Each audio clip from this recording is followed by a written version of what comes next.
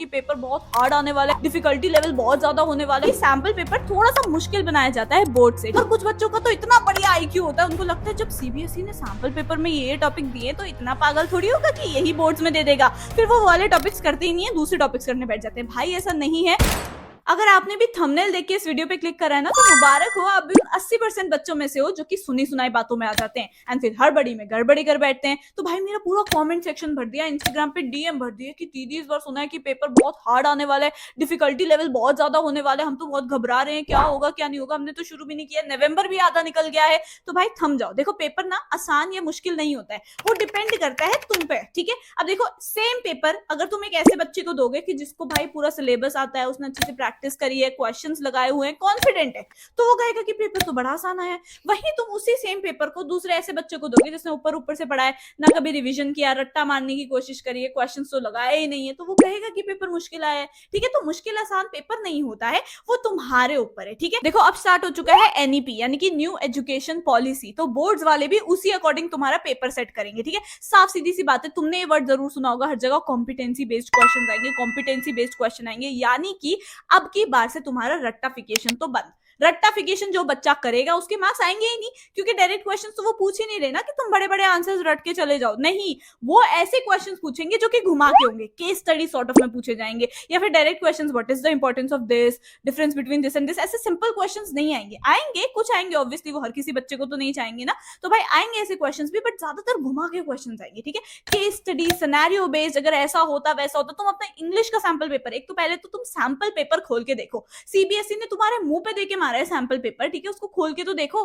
किसी भी बच्चे ने अगर अभी तक सैंपल पेपर नहीं करा है, वो बहुत बड़ी बेवकूफी कर रहा है। ठीक है, खोलना, उसको देखो कि किस टाइप के क्वेश्चंस पूछे जा रहे हैं, तुम्हें साफ दिख जाएगा कि कॉन्सेप्चुअल क्वेश्चंस है। ठीक है, इसीलिए अब वही बच्चा चौका या छक्का मारेगा जिस बच्चे को कॉन्सेप्ट आते होंगे सारे। ठीक है, जिसके कॉन्सेप्ट क्लियर होंगे। रट्टाफिकेशन वाले बच्चे भाई तुम नीचे जाओगे। ठीक है, सीधी सीधी बात है। इसलिए हमेशा बोलती हूँ कि हाँ, जो थ्योरी वाले उसमें थोड़ा सा रट्टा मारना पड़ता है, बट पूरे लंबे आंसर्स मत रट्टा मारो ना, तुम कीवर्ड्स पे ध्यान दो। ठीक है, जैसे बीएसटी है, ठीक है, बीएसटी इतना बड़ा है, तुम रट्टा मार ही नहीं सकते, बट जो भी टॉपिक है, जो भी तुम्हारा सब पॉइंट है, उसका एक एक कीवर्ड याद कर लो। ऊपर नीचे का तो हम बना ही लेते हैं ना यार, कीवर्ड याद करने की बात होती है सबसे ज्यादा। सबसे पहले तो यार तुम चैनल को सब्सक्राइब करो, क्योंकि मैं भी अपनी तरफ से पूरी मेहनत कर रही हूँ तुम लोगों को हेल्प करने की, तुम्हें मोटिवेट करने की। हर तीसरे दिन में तुम्हें कोई स्ट्रैटेजी बता रही होती हूँ, रोड मैप बता रही होती हूँ, या फिर इंपॉर्टेंट टॉपिक समझा रही होती हूँ, ताकि तुम लोग मुझे अपनी बड़ी बहन समझ के कि हाँ यार ये बंदी सही एडवाइस दे रही है, क्योंकि मैं कुछ पढ़ा तो रही नहीं हूँ, तो मैं एडवाइसेस दे रही हूँ जिसने मुझे हेल्प करी थी। ठीक है, the strategy that you need. ठीक है, तो इसलिए प्लीज सब्सक्राइब कर लेना। और मैं भाई तुम लोगों के साथ सैटरडे को रात को बैठ के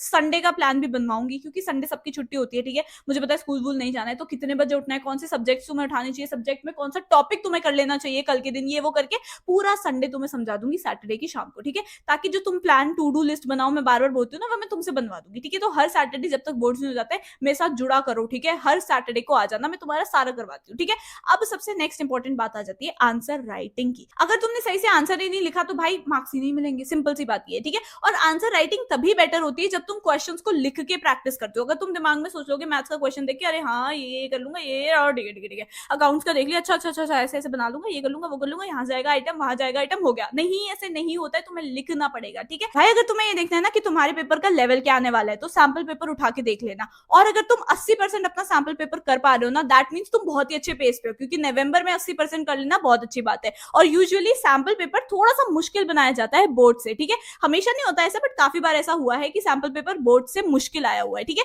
तो तुम्हें इस चीज की टेंशन लेने की जरूरत नहीं है, सैंपल पेपर कर पा रहे हो, बहुत ही अच्छी बात है। ठीक है, अब तुम्हें क्या करना है, जैसे मान लो तुमने अकाउंट्स का सैंपल पेपर उठाया अभी इस साल का, ठीक है, जो आने वाला है, अगर तुमसे वो क्वेश्चन हो पा रहे हैं तो बहुत ही बढ़िया। फिर उसका ना प्रीवियस ईयर क्वेश्चन, यानी कि बोर्ड्स 2025 में क्या क्या क्वेश्चन पूछे गए हैं उसका पेपर निकालो। ठीक है, फिर देखो कि क्या तुमसे वो हो पा रहे हैं। अगर तुमसे वो भी हो पा रहा है और इस साल का सैंपल पेपर भी हो पा रहा है ना, बहुत बढ़िया है। ठीक है, उससे ना तुम्हें ये भी पता चल जाएगा कि कौन कौन से इंपॉर्टेंट टॉपिक्स है। मान लो कि कैश फ्लो पिछले साल भी पूछा गया था, इस साल के सैंपल पेपर में भी है, यानी कि कैश फ्लो बहुत इंपॉर्टेंट टॉपिक है, उसमें से ऑपरेटिंग के ही आए हैं दोनों साल में, तो ऑपरेटिंग अच्छा टॉपिक है। ठीक है, बट अपना दिमाग इतना मत लगाना कि सैंपल पेपर में जो जो टॉपिक्स दिए गए हैं सिर्फ वही इंपॉर्टेंट है, सिर्फ वही कर लेता हूँ, उन्हीं से तो क्वेश्चन आएंगे। नहीं, प्लीज ऐसा नहीं होता है। सीबीएसई इतना पागल नहीं है कि वो तुम्हें सीधा बता दे कि इधर इधर से हम क्वेश्चन पूछने वाले, ठीक है। और कुछ बच्चों का तो इतना बढ़िया आईक्यू होता है, उनको लगता है जब सीबीएसई ने सैंपल पेपर में ये टॉपिक दिए तो इतना पागल थोड़ी होगा कि यही बोर्ड्स में दे देगा, फिर वो वाले टॉपिक्स करते ही नहीं है, दूसरे टॉपिक्स करने बैठ जाते हैं। भाई ऐसा नहीं है, तुम्हें कोई भी टॉपिक नहीं छोड़ना है अपने सिलेबस का, ठीक है। ध्यान रख लेना, करना तो हमें पूरा सिलेबस ही है। दूसरी बात देखो, कभी भी ना चैप्टर वाइज मार्क्स की वेटेज कहीं पर भी लिखी नहीं होती है ऑफिशियल सिलेबस में। हाँ, वो तुम्हारे यूनिट के भेज देते हैं कि अच्छा पार्टनरशिप से इतने मार्क्स का आएगा, शेयर्स डिबेंचर्स इतने मार्क्स का आएगा, ऐसे करके होता है, ठीक है। बट कि हाँ भाई एडमिशन से हम 5 मार्क्स का पूछेंगे, रिटायरमेंट से 6 मार्क्स का पूछेंगे, ऐसा नहीं होता है, ठीक है। ये हम गेस लगाते हैं सैंपल पेपर देख के कि सैंपल पेपर में 5 मार्क्स के एडमिशन के क्वेश्चन आए हुए हैं, तो मे भी तुम्हारे बोर्ड में भी 5 मार्क्स का एडमिशन आएगा, ठीक है। ऐसे ही डेथ के तुम्हारे 7 मार्क्स के क्वेश्चन आए हुए हैं तो 7 मार्क्स का रहेगा। ऐसे हम गेस्टिमेट लगाते हैं, कहीं पर भी ऑफिशियली मेंशन नहीं होता कि ये चैप्टर इतने मार्क्स का आएगा, नहीं, हमेशा यूनिट की वेटेज गिवन होती है, ठीक है। तो इधर उधर पागल मत हो इस बात को सोच के कि ये होगा वो होगा। तुम सैंपल पेपर खोलो, कितने क्वेश्चन आए हैं, कितने मार्क्स के आए हैं एडमिशन के, तो उसी अराउंड होता है, ऐसे टाइप का तुम्हें पढ़ना होता है, ठीक है। कभी भी इधर उधर मत भटको इस चीज को। ये मैंने ऐसी सटीक बात बताई है ना जो शायद तुम्हारे दिल पे भी चुभेगी, बट यही है, सैंपल पेपर के अकॉर्डिंग ही हम चैप्टर वाइज वेटेज देखते हैं। नेक्स्ट तुमने मेहनत करनी है एमसीक्यूज में, क्योंकि एमसीक्यू में ना तुम्हें 4 ऑप्शंस में से एक चूज करना होता है। अगर सही तो सही 1 मार्क्स मिल गया, गलत तो पूरा 1 मार्क्स जाएगा, ऐसा नहीं कि आधा मार्क्स जा रहा है, पूरा 1 मार्क्स जाएगा। और सोचो तुमने एक सब्जेक्ट में 3 एमसीक्यू गलत कर दिया, ऐसे ही 5-6 सब्जेक्ट है तुम्हारे, तो भाई 18 मार्क्स तो ऐसे ही चले गए। उसके बाद सिली मिस्टेक्स भी होती है, आधे आधे मार्क्स कट गए, कहीं पर तुम्हारे से कोई क्वेश्चन गलत हो गया, 2-3 मार्क्स कट गए,